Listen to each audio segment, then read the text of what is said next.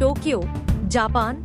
JDU सांसद संजय कुमार झा ने कहा, पूरा प्रतिनिधिमंडल एक मुद्दे पर दुनिया को अपना संदेश देने के लिए एक साथ आया है कि आतंकवाद के खिलाफ लड़ाई केवल भारत के लिए नहीं है, यह पूरी दुनिया के लिए है।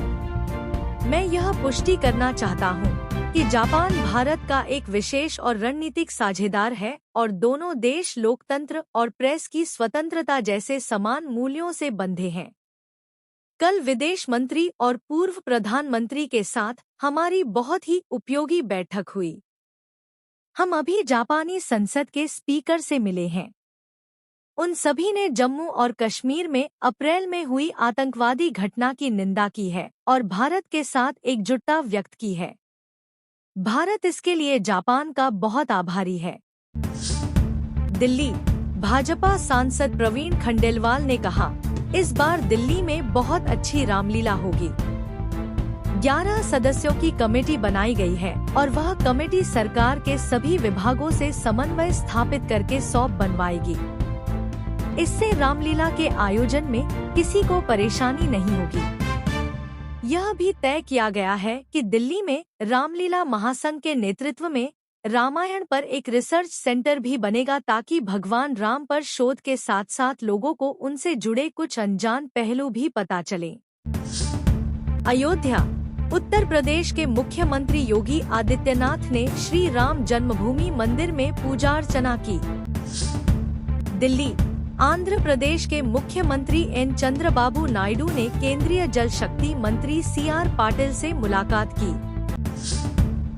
अबू धाबी यूएई शिवसेना सांसद श्रीकांत शिंदे के नेतृत्व में सर्वदलीय प्रतिनिधिमंडल ने अनवर गर्गश डिप्लोमेटिक अकादमी के महानिदेशक निकोलेई म्लादेनोव से मुलाकात की।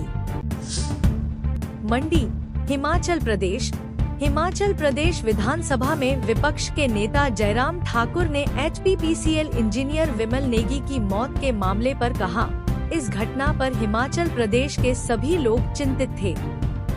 इस पर लोगों ने कई तरह के प्रश्न चिन्ह खड़े किए थे।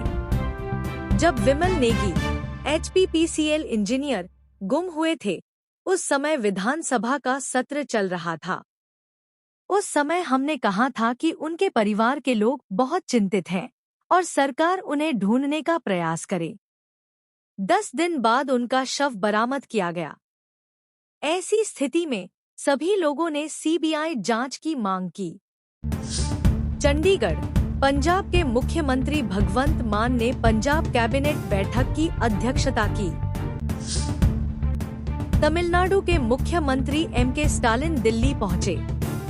मुख्यमंत्री 24 मई को नई दिल्ली में नीति आयोग की गवर्निंग काउंसिल की 10वीं बैठक में शामिल होंगे।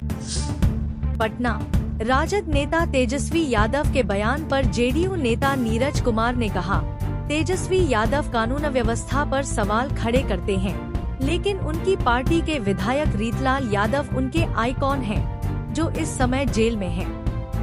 अपराधियों और गुंडों को राजनीतिक टिकट देकर आपने तेजस्वी यादव बिहार में लालूवाद की विचारधारा को पुनर्स्थापित करने का प्रयास किया है।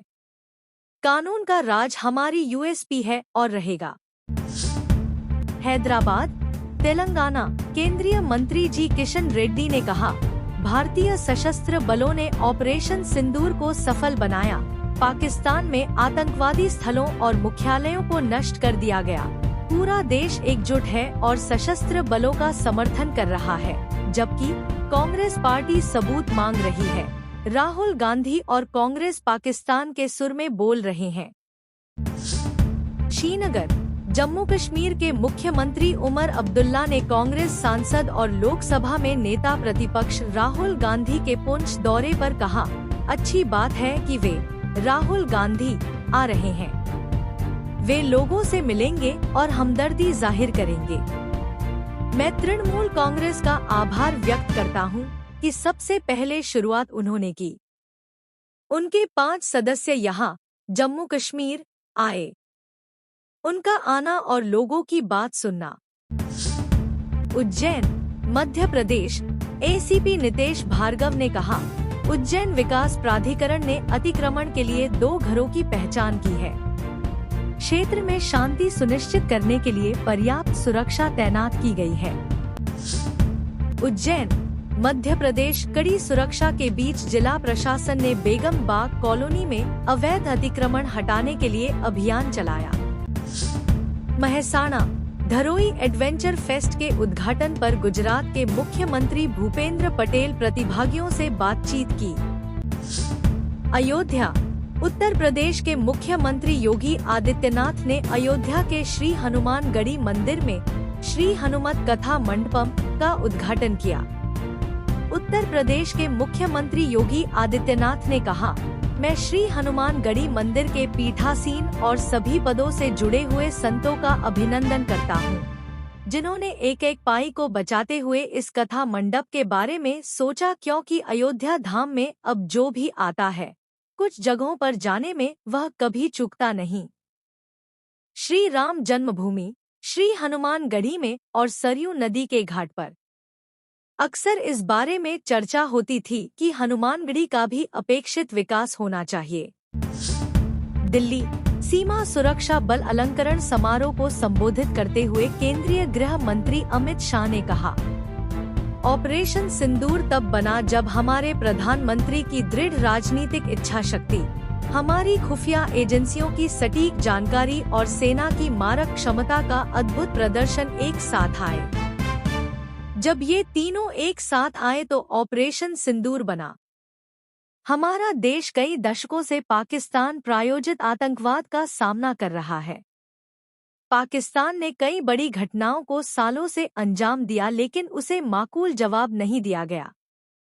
2014 में नरेंद्र मोदी प्रधानमंत्री बने, भारतीय जनता पार्टी के नेतृत्व वाली सरकार बनी और पहला बड़ा हमला उरी में हमारे सैनिकों पर हुआ। उन्हें जिंदा जलाने का साहस किया और हमने उरी के तुरंत बाद सर्जिकल स्ट्राइक करके पहली बार आतंकियों के ठिकानों में घुसकर उन्हें मुंहतोड़ जवाब देने का काम किया। हजारीबाग, झारखंड को राम रतन बरनवाल ने कहा, हमें देर शाम में सूचना मिली थी कि खावा नदी में 3 मजदूर बह गए हैं। हम कल सुबह करीब 6:30 बजे यहाँ पहुँचे तो देखा कि उनका कुछ पता नहीं चल रहा है। हमने देखा कि यहाँ एक गड्ढा बना हुआ है और देखकर लगा कि पहले यहाँ अवैध माइनिंग हुआ करती होगी। हम यहाँ मशीन मंगवाकर पानी निकाल रहे हैं। उत्तर प्रदेश के मुख्यमंत्री योगी आदित्यनाथ ने अयोध्या के श्री हनुमान गढ़ी मंदिर में श्री हनुमत कथा मंडपम का उद्घाटन किया। दिल्ली, प्रधानमंत्री नरेंद्र मोदी ने कहा, किसी भी क्षेत्र के विकास के लिए सबसे जरूरी है शांति और कानून व्यवस्था। आतंकवाद हो या अशांति फैलाने वाले माओवादी, हमारी सरकार शून्य सहिष्णुता की नीति पर चलती है। एक समय था जब नॉर्थ ईस्ट के साथ बम और बंदूक का नाम जुड़ा हुआ था।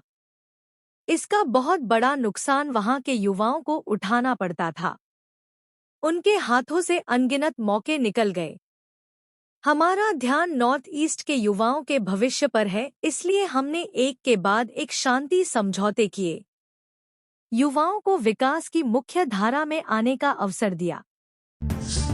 जापान, JDU सांसद संजय कुमार झा के नेतृत्व में सर्वदलीय प्रतिनिधिमंडल ने टोक्यो में LDP मुख्यालय में जापान के पूर्व रक्षा मंत्री मिनोरू किहारा और LDP के अंतर्राष्ट्रीय ब्यूरो की महानिदेशक शिनाको त्सुचिया से मुलाकात की। हजारीबाग, झारखंड, बरियातू खावा में अवैध कोयला खदान में नदी का पानी घुसने से 3 लोगों की मौत हुई। तलाशी अभियान जारी है। Delhi, rising north east investors summit में अडानी ग्रुप के चेयरपर्सन गौतम अडानी ने कहा, पिछले 1 दशक में नॉर्थ ईस्ट की पहाड़ियों और घाटियों में भारत की विकास कहानी में एक नया अध्याय सामने आ रहा है। विविधता, लचीलापन और अप्रयुक्त क्षमता में निहित एक कहानी। इस उत्थान के पीछे एक ऐसे नेता का विजन है जो सीमाओं को नहीं, केवल शुरुआत को मानता है। प्रधानमंत्री जी, जब आपने कहा कि act east, act fast, act first, तो आपने पूर्वोत्तर को जगाने का काम किया। Delhi, rising north east investors summit में रिलायंस इंडस्ट्रीज लिमिटेड के चेयरमैन और प्रबंध निदेशक मुकेश अंबानी ने कहा, मैं ऑपरेशन सिंदूर की शानदार सफलता के लिए प्रधानमंत्री नरेंद्र मोदी को सलाम करता हूं।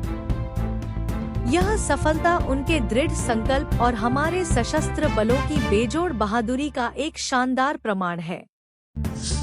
राजस्थान जयपुर पुलिस कमिश्नरेट में आज पुलिस कर्मियों के लिए लाफ्टर योगा सेशन का आयोजन किया गया।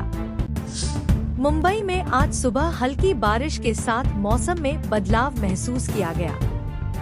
IMD के अनुसार शहर में आज भारी बारिश के साथ आसमान में बादल छाए रहने की संभावना है।